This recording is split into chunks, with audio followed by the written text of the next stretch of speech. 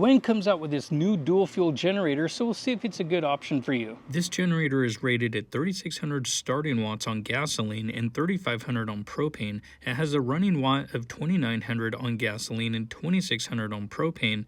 It has a 5-hour estimated runtime utilizing gasoline at 50% load, or 14 hours utilizing a 20-pound tank at a 50% load using propane. After getting everything out of the box, this is what you'll see. It'll come with an oil funnel and also a small toolkit. It will come with oil, so you don't have to go to the store and get some, and also your propane line, which this one is a little bit longer than other models, and it will come with an external load regulator. I'm more of a fan of the ones that come inside the generator, and then of course your manual. On the front of the generator, there are parallel ports, so you can run two of these side by side to double your amperage. This will also come with a grounding lug, which most people don't do that. You do have an economy switch, so you can lower the idle. It'll also come with a TTR30 RV plug, a set of 120 volt outlet plugs, along with a data meter. You do have AC breaker covers, which is kind of nice.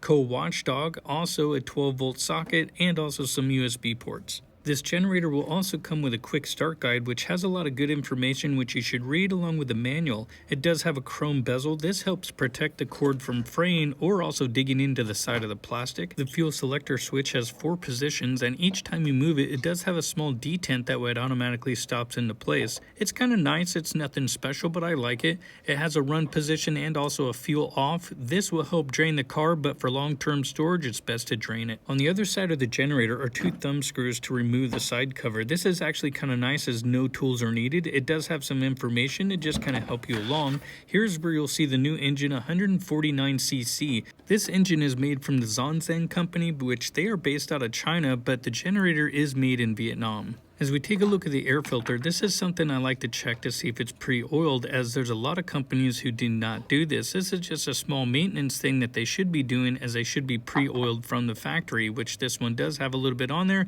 but here it will say to change this or service it more often in severe conditions. The side panel is also equipped with foam to help with sound dampening. On the top of the generator is a spark plug access hatch. This is big enough for where most people should be able to fit their hand in there so they can access the spark plug boot, so servicing should be pretty easy. On the front of the generator at the top is where you will find the propane inlet. This is a quick connect, which is actually pretty nice, and you can do this simply with one hand. You just flip the top, press it in, and it locks into place really simple. This is kind of a nice design that I haven't really seen on any other generator, so it's just something new. This generator weighs in at 49.5 pounds with oil and no gasoline. Now, if you are going to use gasoline, I always recommend this product. This is a type of product that has the ingredients you want in it, like polyetheramine, and I also like using this gas can. I'm not sponsored by either one of these companies. These are just products that I use because I know they work. This gas can is really easy to use. You don't have to tilt your hand or anything. You just can stand up straight, put the nozzle in, and start filling it up. Plus, because the nozzle is thin enough, I can see the fuel level as I'm doing it and not overfill anything. So it's just a nice can that's easy to use. Now, one thing I did notice with this generator, it doesn't have a pre-filter screen, so you have to be careful of any larger particles. Now, we're going to start this up on propane first and get some testing going, and make sure you always open your propane tank a little bit slow. And now we'll go ahead and put this into the choke position. Most of the time you don't need this because the tank is pressurized, which it almost tried to start. We'll go ahead and just put it in run, and away we go. Alright, well, what do you think? Looks good? Sounds good? I do like that propane attachment. So we'll do some sound tests, do some load tests, see what this does, and we'll turn this down into low eco mode, drop the idle down, and a little bit of a look on the screen. I didn't put much gas in it, but you can see the light flashing. I probably put a third of a tank in there, if not even less, just enough so I can run it pretty soon. But I'm going to break this in and add like an hour and a half on this. But you can see that's our estimated time that it's been running, the overall time, and then it shows your voltage and frequency.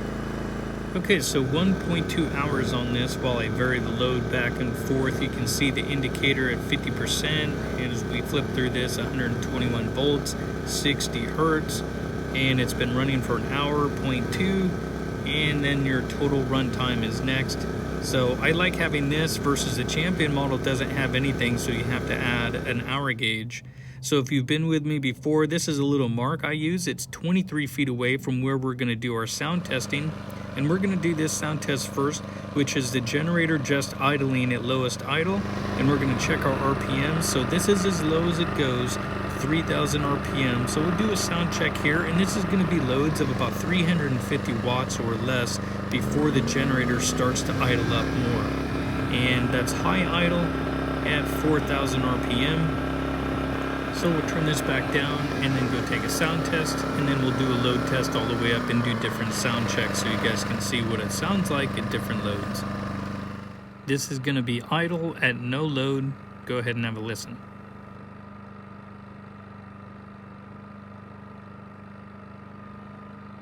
The one thing I forgot to show you as I hook up this cord here is this particular cord does kind of bang up against the little front cover where the vent intake is, so it doesn't seat all the way, if you can see that. Now, not all cords are going to do this, but that does get in the way of at least this one that I have, just for note.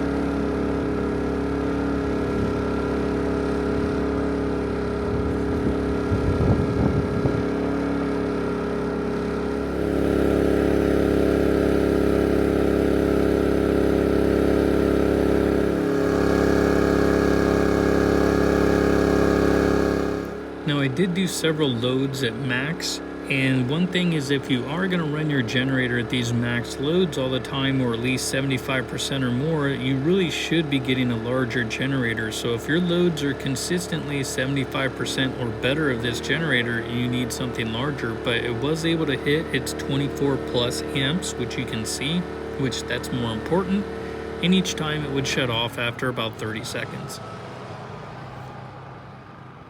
Now, I did want to show you one more sound test. This is going to be at that 50% load again, 23 feet, but we're adding grass. So if you see other people doing reviews or where you might use this, concrete reflects a lot of sound versus this grass or dirt is going to absorb it. So remember, this was around 66, 67 dB. Now it's at 62 dB, which is a lot more acceptable. As we take a look at this chart for a visual, this shows idle up to 75%, and you can see that the dB numbers from 59 at idle all the way up to 69 as we get to 75% load.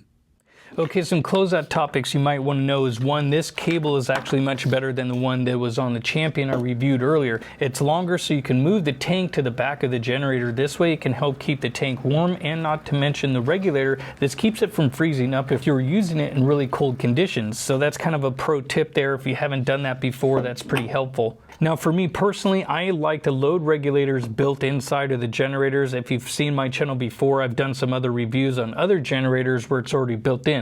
This makes it a lot easier if you want to run it off of your RV, because then you can just run it off the quick connect, the onboard regulators that are on your RV. So that makes that conversion much easier. The WEN did a great job. It performed as it should, and it also had a pure clean sine wave, which I forgot to add in there, which that test is actually becoming kind of monotonous. I haven't seen a dirty sine wave in I don't know how long. But if you would like to see some other generators, let me know. I have a link down below called Ask Me, and I hope to see you guys in another video.